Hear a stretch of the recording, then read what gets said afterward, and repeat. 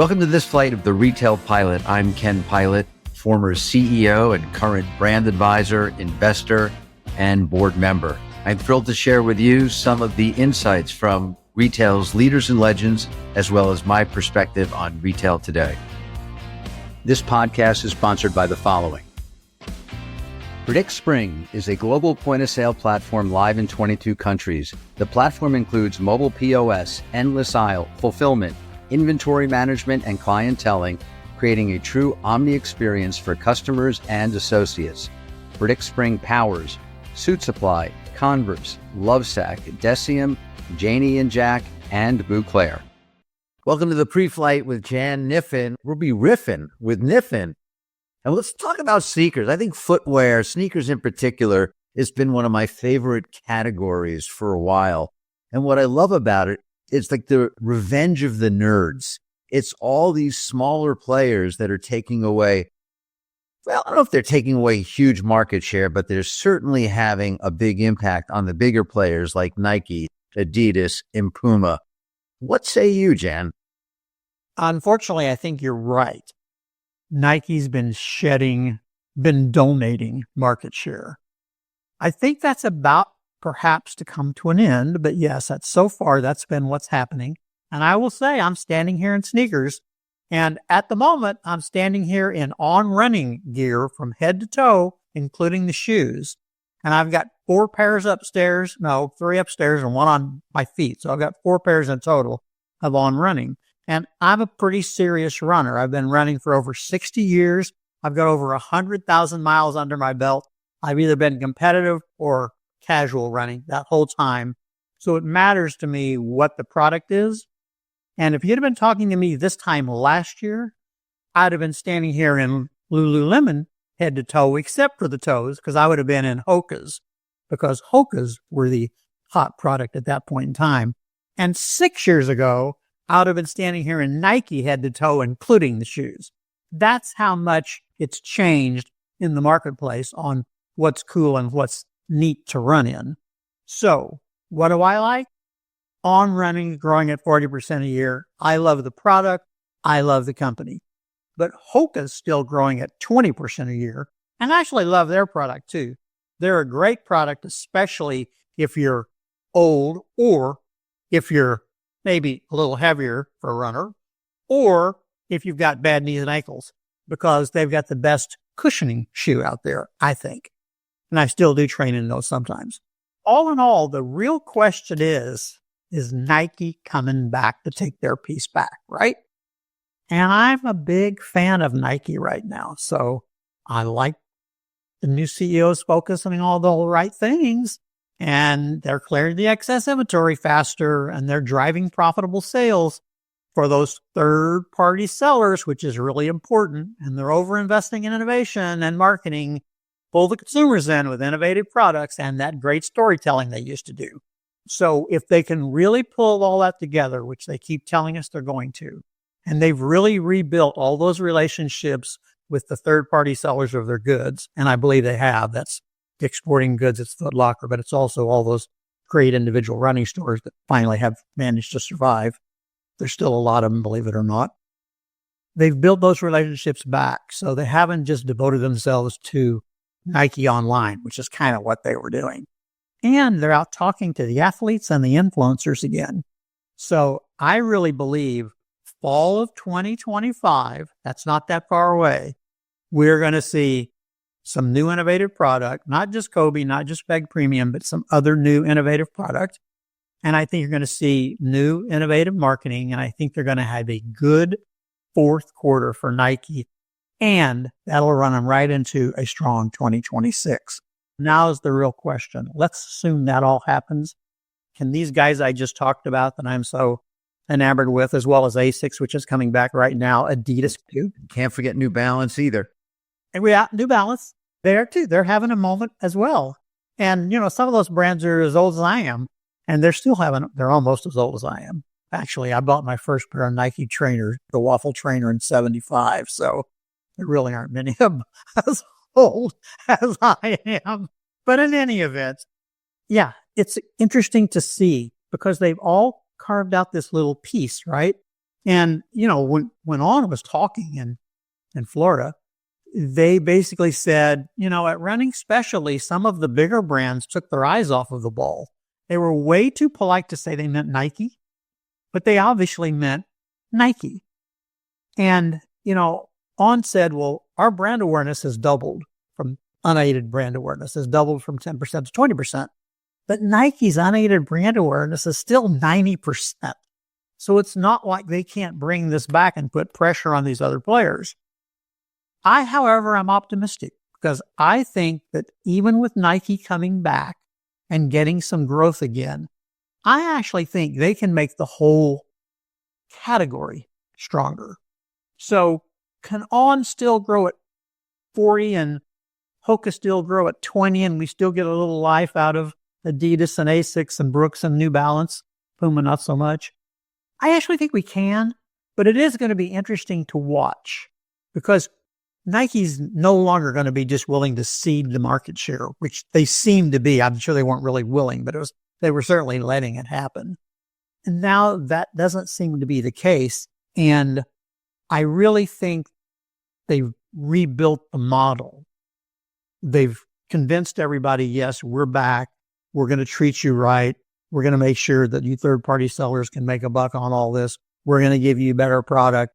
We've got a nice pipeline lined up. We're going to get back with the influencers and the athletes and make noise. And if they do start taking some share back, they're pretty big. So that's kind of like Walmart starting to take share, right? When Walmart has 2 or 3% growth, everybody else has to suffer because they're so big. Nike's kind of in the same situation, but I am betting on all of them right now, all being On, Hoka, which is Deckers, of course, and Nike. I think they can all do well in 2025, 2026. I'm convinced Nike's coming back and everybody else should buckle on their helmet. Well, that sounds like you're hitting the buy button on Nike, which you can pick up today at a market near you. It's about $77 a share. PE is about 24, close to 25% off the year high. That sounds like a recommendation from you. I would say this, though. I would throw out Skechers. And I don't know what category you want to pin them in within sneakers, but they've gone from casual and done a great job in the slip-in space. Their marketing, I think, has been exceptional. And now they're really threatening to go after the athlete. And they are not too small. So I'll be curious to see what their impact is on the space. But, film at 11. Jan, thank you. And we'll end this PreFlight. I have the distinct pleasure of welcoming Sarah LaFleur, founder and CEO of M.M.LaFleur, to the Retail Pilot. Sarah has founded M.M.LaFleur in 2013 with a mission to help women take the work out of getting dressed so they can focus on the work that matters to them. Prior to founding M.M.LaFleur, she worked at Bain & Company in New York and TechnoServe in South Africa. Sarah sits on the Advisory Council of New York Federal Reserve and is a board member of the Downtown Alliance of New York City. Most recently, she is a Henry Crown Fellow within the Aspen Global Leadership Network at the Aspen Institute. She graduated from Harvard University and you're live with us today on the Retail Pilot. Welcome, Sarah. Thank you so much. And wow, thank you for that bio. It's a mouthful. Honestly, there's so much more than that. So that was a very short bio. So thank you for that. We have books sometimes that we get. This was very succinct. Okay. Before we dive in, let's just share with everyone M.M.LaFleur, the business, the customer, to set some context. Sure. Well, the question that we always ask our customers is, how much time do you spend getting ready every morning? And actually, Ken, I'll ask you, how much time do you think the average woman spends versus men getting ready in a year? How much more time does a woman spend? This feels like a trick question. Okay, I will say 3 to 4x of whatever a guy spends. Women on average spend 2 more weeks per year getting ready versus men, which is just like an astonishing, mind-blowing statistic when you think about it. 2 weeks out of 52. That's how much more women spend getting ready. But then when I look at my behavior versus my husband's, it really was not hard to believe. And, our mission really at M.M.LaFleur is to make it as easy as possible for her to get out the door so she can focus on what matters to her.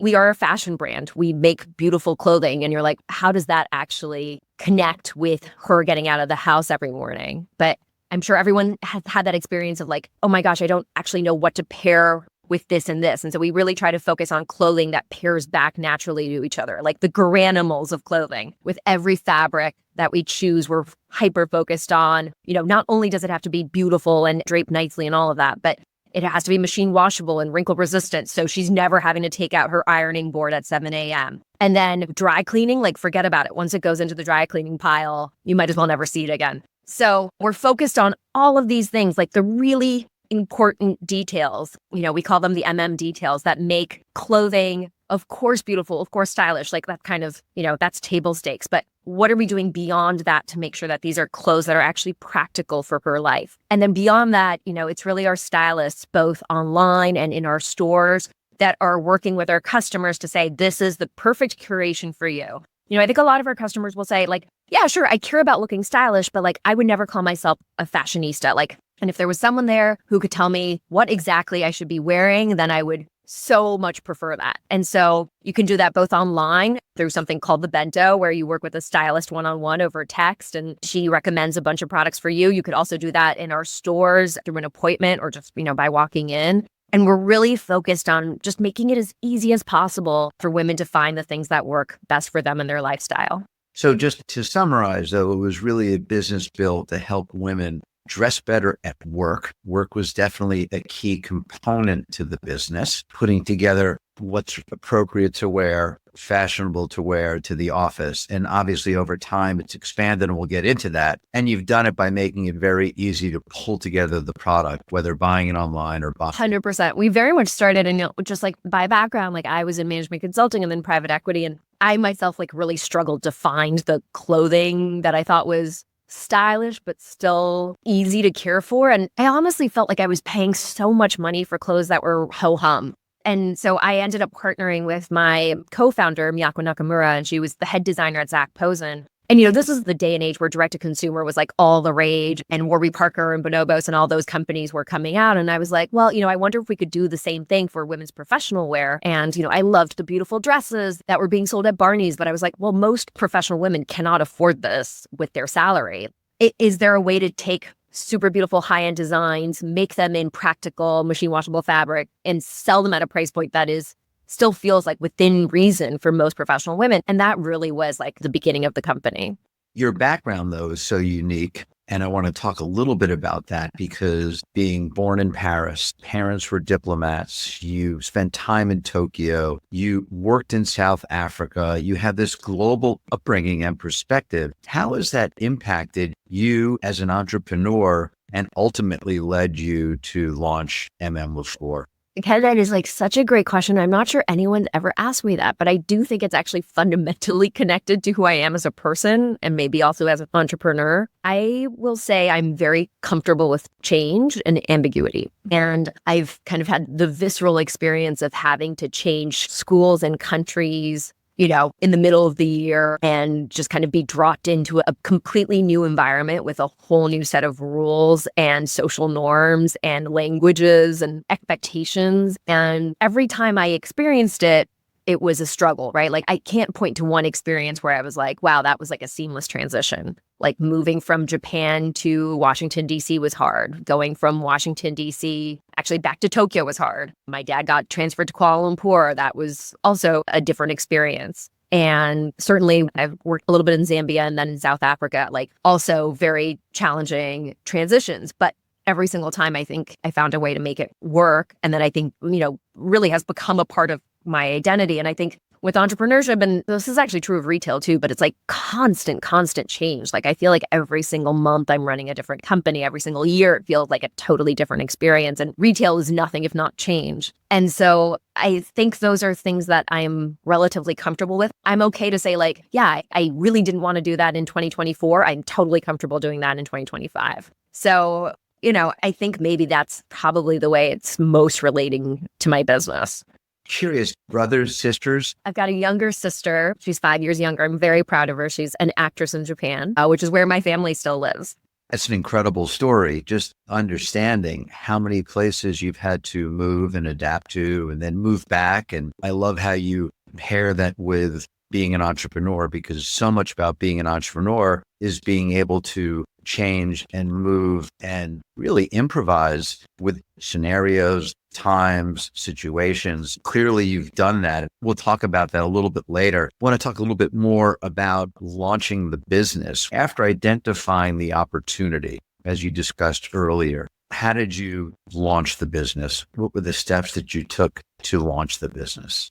Well, I really did not know anything about retail. And like Ken, sometimes I think wow, I wish I had gotten some schooling somewhere, but for better or for worse, I didn't know how much I didn't know. And so the first thing I did was I knew I didn't want to be the designer. I actually, I was like, if this business is going to be really successful and deliver the kind of high quality, high fashion, luxury fashion type details, I was like, I need my creative partner to be that person. So I went to a bunch of headhunters. Actually, this was the headhunter that I ultimately ended up working with was I knew one girl from college who had gone and studied interior design. And I was like, okay, that's one step closer to fashion. She connected me to the one person she knew in her life who was a fashion designer. And that fashion designer connected me to, I think, ultimately 4 or 5 headhunters. She was very, very generous with her time, and she had no idea who I was.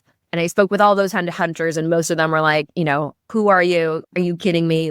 Come on. And one headhunter was this wonderful man who decided to take a chance on me. And he was like, sure, I can set up a few meetings between you and designers. And he really went above and beyond. He introduced me to dozens, actually. You'll be surprised. I actually really got to meet with some incredible designers, who had been at great, wonderful brands, some who had won fashion awards. And this was in 2011 when I was first starting to work on it. And so a lot of them had come through the recession, and I think had seen, it was kind of the dismantling of the luxury fashion era, at least very much in America. And so I think a lot of designers were saying what's next? What actually makes business sense? And then Miyako was one of them. I think she said, she was I never heard of a direct-to-consumer business. In fact, when I met her, I said, I'm looking to make clothing for professional women, the ones who walk to work in flats, and maybe they have heels on their bag and they'll swap out to those heels in the elevator. And, certainly you must know some women like that. And she was like, no, I have no idea who you're talking about. And she was like, I actually have no professional women in my life. We all work in fashion. And so that was actually an aha moment in and of itself. I was like, why is the fashion world so horrible at catering to the needs of professional women? And I was like, okay, in most consumer product companies, person who's making the product usually meets the customer and asks her, what are you looking for? What are your needs? Whereas in fashion, that's kind of unheard of. It's really the designer has a muse and is designing for the muse. And this idea of doing user research it seems so déclassé. And so I think that was actually what fundamentally, I think, made our company and our products different. It was I literally put Miyako in a room with 30 professional women, and we did so many of these. And she was just I didn't know that you didn't want to look sexy at the office. I thought maybe that would be a powerful thing. And she was women would be I absolutely do not want to show cleavage in the office. And she was huh, okay, good to know, And so that really was the starting point of our business. And trends do change. So with a vision, with a designer, keep going. What's next? I mean, you have to raise some money. How are you supporting this vision? Well, I started tutoring. I was literally supporting this vision. I would work on this business basically around the clock. Miyako started sketching some things. And so I was going in and out of the garment district and running to pattern makers. And, I was constantly on the subway, running around Manhattan. And then 4 to 7 p.m., I would tutor because I couldn't take a salary. And I'll talk a little bit more about the financing. But so that, and, New York City parents are willing to pay an arm and a leg for a good SAT tutor. Or, I was tutoring a lot of actually smaller kids too. But that is literally how I paid for myself. And then I had about $35,000 saved up from my first few years of working. And so I decided to take every single last penny and put that into the company, which is, so interesting. This is just, I think, a lesson in how, not having kids or a mortgage just, frees you from some of the obligations that life throws your way. And then my parents were generous enough to lend $35,000 as well. So I started with $70,000. And that $70,000, $10,000 was Miyako's fee. I paid her $10,000 to design 7 dresses and work on the first, 7 samples with me. I think I probably spent like another 15 to 20,000 on fabric, which we held because we didn't want to like cut into those styles. And then I paid another 10,000 in branding, which is like way more than I should have ever paid, especially because the name of the company changed. And so that logo like went out the door. So, note to all the other aspiring entrepreneurs out there, don't spend $10,000 on a logo, but I think the rest I spent pretty carefully. And the first year was just like about making those 7 dresses. The idea was like 7 perfect dresses for the workplace. And it really took a year to get to those like 7 products that I felt like Miyako and I felt really proud of. If I'm wrong, but did Donna Karan have that same 7 pieces where she was also one of the first to really look at how to simplify dressing for women? Donna Karan is a total inspiration. And I will say, I actually did not know about, I can't remember if it was 7 pieces or 8 or 9. I should know this because it was actually exhibited at the MoMA a few years back. I think this was literally pre-pandemic. I actually did not know about that when we started working on MM. But when I saw that, I was like, oh, well, Donna Karan actually was the original. She was the one who really like thought about, professional women and how to make it easier. And then actually after that, I started discovering like ads that Donna Karan had put out. I don't know if you remember, Ken, but she had this like incredible ad of like the first female president and all these men surrounding her. And she had a huge ad campaign around that. It was so beautifully executed and just like brilliant. So I would say she's like, I did not know about it at the time because I didn't grow up in the generation of having Donna Karan like easily and readily accessible. But she absolutely, I'm sure, like in other ways inspired me to think of this, right? Like her inspiration seeped down into other areas of just like what I saw. So with a designer now on board, a logo that you decided to move away from, how do you build out this business? What's next? Where is the funding? How do you build the team? What about the website? So much in front of you, but the concept is in hand.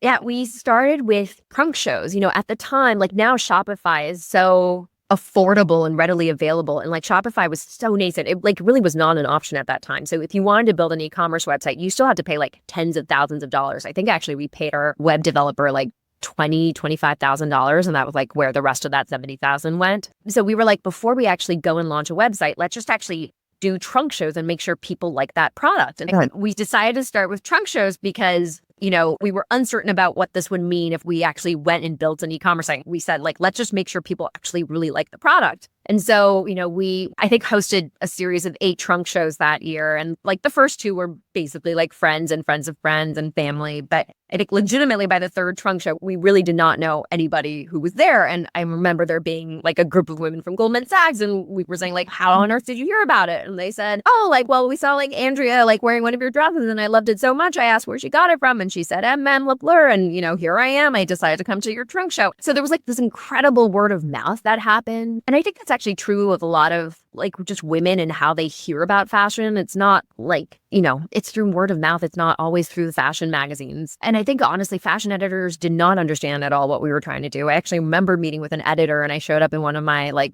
dresses and she was like, I don't get it. It's just like a regular black dress. Like, what is so special about this? It was a really hard meeting to sit through, but I was like, I think unless you wear this dress and like really own it and care for it and like just realize like what a power horse it is in your closet, it's really hard to understand the value proposition of M.M.LaFleur. It was really like, because the trunk shows went so well, I think that gave us confidence that there was demand there. Like people loved the product and were willing to pay money for it. And then that I think gave us the confidence to say, okay, like let's go and raise our quote unquote seed round, which I don't think I even knew it was called a seed round at that point, but let's actually try to raise money to turn this into a real e-com business. It's interesting when you think back, again, we're talking 2012, 2013, how much has changed because now it's easy to just spin up a Shopify site. It's easy to throw something on TikTok and see if people are reacting to it.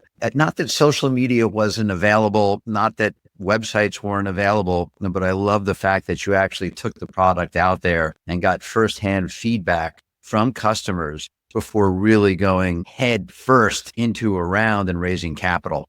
So you went out, you raised some funds, and let's fast forward, talk about a little bit more about the growth up until COVID, what you experienced as a company. To be honest, we launched the website and it was crickets. Like I remember we launched it 2013, January 1st. And the first year and a half, it was like absolutely painful. It was like maybe we would make $20,000 a month, like maybe. Like, I think it was a real wake-up call for just how difficult e-commerce was. And in fact, trunk shows were a much easier way for us to make money, because I think like our business now, it's not crazy to buy things that cost. People buy like $2,000 bikes on websites, no problem, like sight unseen. But back then, like the direct-to-consumer businesses that I think were really kind of blowing it out of the water, like there was always like a price disruption element to it. Like if I think about Everlane or Warby Parker, it was like, glasses for $85, t-shirts for $25, and I was selling dresses for, $265 to $295. And like, yes, these would be dresses that would be sold for $700, $800 at Barney's or Bergdorf's. But like, it was so hard to tell. Like, I mean, this continues to be the challenge with e-commerce, right? Like, it just looks like a boring black dress. And so I think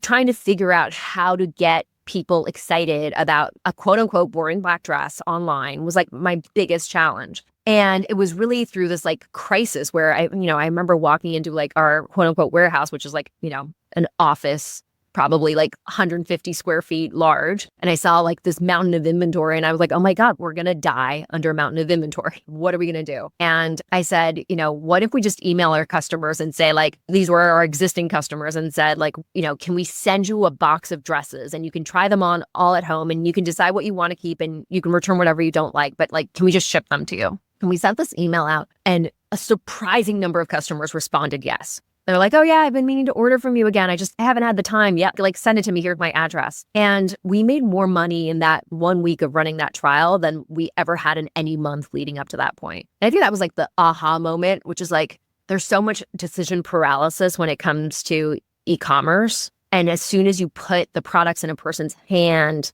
they can touch and they can feel and they try on, they can get excited about it. And that really was like the birth of what later then we started calling bento, the bento model, where customers would come to our site, fill out a brief survey, and based on that, our stylist would curate a personalized box for them. And I think there were several things that were happening at the time. Stitch Fix was really, again, we didn't know this at the time, but Stitch Fix was really coming up, and as was Trunk Club. And it really was, the beginning of our scaling. So I think we launched it in middle of 2014. And, I think 2013, we had made maybe 300,000. And then 2014, we made like 1.4 million. And then the following year, 2015, I think we made 8 million. Like it was just like this rapid scaling. And then the following year, we made 30 million and just like rapidly scaled from there. And I think that model, coupled with so much of the arbitrage opportunity that still existed at that point on Facebook, and Instagram wasn't even really like, it existed, but it wasn't so like present the way it is today. Those kind of things really allowed us to emerge and kind of break through and break away, I think, from all the other direct-to-consumer companies that were trying to get,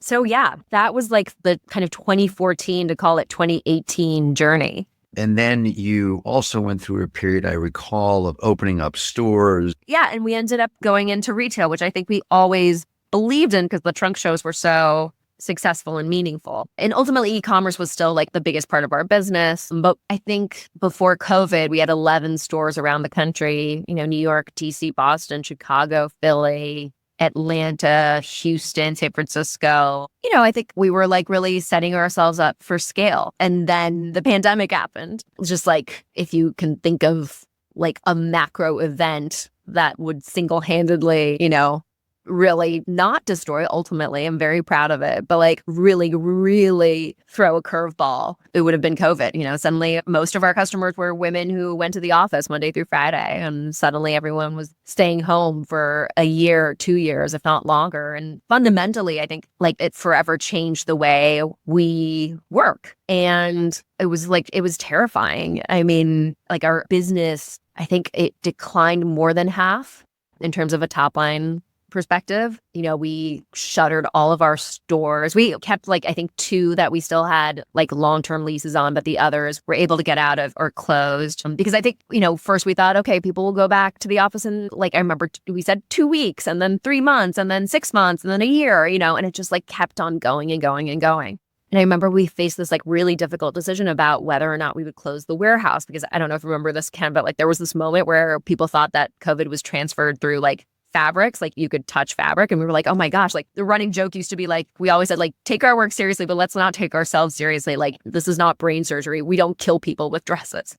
And we were like, oh my God, are our clothes going to kill people? It was such a difficult time. And I can talk more about the turnaround, but like that was really a moment where I thought we might lose the business. And with that moment, also with that period, you began to create other looks, other designs. You started, what did you coin? Casual? Power casual. Power casual. That's it. So power casual grew out of this awful period, which is now very much a part of what the brand is about. You persevered, you made it through, you came out the other side, and yet another challenge, another COVID-like moment impacted the business where you lost your line of credit. You lost your ability to borrow money almost overnight. Tell us what happened and how you resolved that. Gosh, you're right. I thought COVID was really hard, but like I think the benefit of that is I felt like we were all benefit is a strange word to use maybe, but like everyone was going through it together. So there was like a certain level of camaraderie. I think that came from it. We faced exactly, this financing challenge that you said, where our lender, I think, who was servicing a lot of direct-to-consumer brands, and a lot of direct-to-consumer brands sadly had gone under, I would say between 22 and 24. I think everything that's been happening in the digital marketing landscape has really, really impacted so many brands. And I think that's probably one of the many reasons this particular lender went under. They went under and kind of took us completely by surprise. We had been with them for about 2.5 years. And, who do like inventory-based financing. Like it's not just like something you can find an alternative overnight. Like it takes often like weeks, if not months of due diligence. And so we ended up finding somebody, but they were only willing to lend us, a fraction of what we had been borrowing from our existing lender, which necessitated this like round of financing. And I had basically 2 weeks to pull it off. It's really so many lessons that came out of that, which honestly, I'm like still processing. It was such a challenging experience, but I'm so grateful to basically this round came together through a series of very supportive women and a few incredibly supportive men as well. But the majority of this round came together through women. I think 80% of my investors who mostly wrote, call it $25,000 to $50,000 size checks. And for the first time, we were actually able to bring customers onto our cap table, which we had never been able to do until now. Primarily most of our investors have been male or institutional. I think I really only had 2 female investors up until that point. And suddenly I have, 25 new female investors, and they really helped me save this business. A lot of our customers were like, I love this brand. I've been shopping for this brand for a decade. Like, I need you guys to survive. And so it was it was like a harrowing experience, but also an incredible, it just filled me with like such, an overwhelming sense of gratitude towards these women who stepped up, and, I'm grateful to them. If there's one message out there or something that I take away from this is, what is there that you can't survive? To go through COVID with your business, again, focused on more the workplace than anything else, and then survive basically a cash call for $3 million and remedy that within 2 weeks. That's sort of unheard of. Not so easy to raise money, let alone in a 2-week period. It sounds like there's nothing you can't do. And for those listening today, if you go to the bottom of the M.M.LaFleur website, there is an article that Sarah penned about from 2033, looking back, what her vision of the company or what the company accomplishes over the next now 9 years. It's very interesting to see where you see the company going, where you see the country going. And obviously there's a female president in there somewhere, if I read the article correctly. And you just continue to support so many women, support this community, and also do a lot in the area of giving back. I don't know if people are aware, but 10% of your profits are donated. Do you want to talk a little bit about who benefits from that? Yeah, thank you for saying that. I think we've always seen M.M.LaFleur's like we want to be, and I know we don't come up short in many, many ways, but like we always want to be this virtuous cycle. Like we create beautiful products that customers love, and customers pay money for that. And with that, we are able to be good partners with our factories, which is a continuous, work in progress, especially when we went through this financing crisis. Like, it was our factories who really supported us through this like really difficult time. Continue to grow their factories and then ultimately like make a healthy profit, which then goes and benefits our shareholders, but also the communities we really feel strongly about. We've had this long-standing partnership with Bottomless Closet for, I think we're coming up on 8 years now. It's a New York City-based nonprofit that helps women re-enter the workforce. They special focus on underprivileged women, but all women. And they do interview training and resume training and all of that. The reason it's called Bottomless Closet is at the end of this training, they can walk into this beautiful wardrobe and they work with a stylist to pick out the perfect interview outfit. And I just know, I think anyone can relate to this experience of like, okay, you put on the right clothes and you look at yourself in the mirror and suddenly you feel like you deserve to be in that role. You deserve to make the money that you're demanding. You feel like $1,000,000. And that's really the feeling that Bottomless Closet is delivering. And I think that's inherently what M.M.LaFleur stands for and hopefully delivers to our customers. So, we've donated, I think at this point, hundreds of thousands of dollars in both clothing and some in cash as well. And, we'll hopefully continue to partner with them going forward.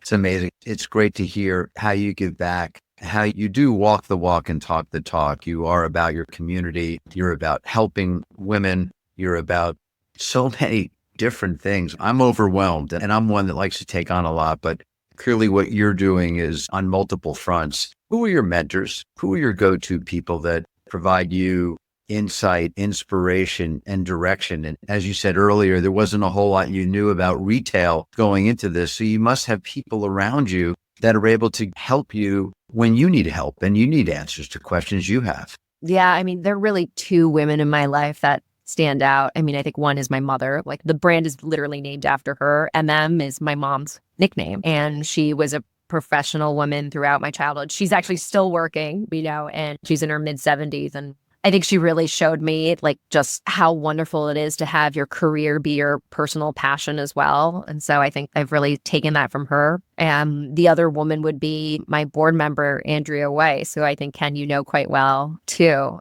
Big fan of Andrea Weiss. She's a phenomenal woman. And, my title is CEO because I founded the company. But again, I go back to I never had that proper retail training. And so much of what I've been able to learn about retail, and there are just some tricks of the trade that you need to know, that came from Andrea. And she's really more than that. She's emotionally supported me through very, very difficult times. I've cried on the phone with her. There aren't that many people I feel like I can cry in front of, and she's one of them. And I think to have that kind of a mentor in the business sphere I realize how lucky I am, and I'm so grateful to her. Yeah, she's a strong leader, powerful woman, and a merchant, someone who really not only gets the merchandising side of the business, but the operational as well. And she's done some great things with delivering good, as you probably know. She's the chairman of the board there, and I have so much respect for her. Before we conclude, I do want to ask you a little bit about technology and how that is making a difference for the company today, maybe where you're investing or what you're seeing with technology that's helping the business. Is it too obvious to say AI? Because it really is the truth. I just think about content has been such an important part of our growth strategy. We've won awards actually for our content. I think we were finalists along with I want to say Delta and a few other brands for brand with best content. And we ended up taking that award. And now we are, seeing how much ChatGPT can play a role in us creating more meaningful content. So that's absolutely one area. We also have stylists, and our stylists, actually, we don't use any sort of AI right now with our styling, but there's definitely room. And I never want our customers to feel like they're interacting with a bot. Actually, just fundamentally, that's not where I want to take this business. But could there be way more AI aiding our stylists as they recommend things to our customers and, put looks together for them? Absolutely. So that's where we're focused. And then I think just as e-commerce has made things so much easier, we're on Shopify as well. There's labor that we want to continue to keep in New York. And then there are other solutions outside of America, frankly, that we are looking to. There's so many amazing agencies who can take data entry and parts of the job that we used to think of as kind of unthinkable to house outside of HQ, but those are becoming options as well. So that's really what we're looking at right now. You mentioned AI, but there are lots of areas that AI is impacting online with the customer journey just to really make it much better. One area we can go offline and talk about this as well, but I've been working with a company, Raspberry AI, and really impact the design space and can help you iterate designs or help designers iterate designs far more quickly. Super cool. They just did a large A round with Andreessen, raising $24 million. Let's conclude with rapid fire. You ready? Yep, I'm ready. Okay. Favorite place to travel? Tokyo, easy. Favorite streamed show? This is not maybe a favorite, but the one I'm watching now that I'm loving is Younger. About a 40-year-old who pretends to be 26 so she can get a job in publishing. That show's been around a while, but I'm glad has. you're watching that. Rewatch. Okay. I have to remember it, but I do. Yes, that was very funny. Yeah. Person you'd most like to meet? Oh, Eileen Fisher. If you weren't running M.M.LaFleur, what would you be doing? I'd probably be running a hotel. I've always wanted to do that. I love hotels. I don't know what to say about it. I love the idea of curating experiences. I love interior design. I love architecture. And I know it's probably an operational beast, but it's a fantasy I harbor. It must be related to your travel background. Yeah, 100%. And with that, Sarah, we'll land this flight of the Retail Pilot. Thank you so much for joining us on the podcast. Thank you so much, Ken. Thanks for tuning in to this week's flight of the Retail Pilot.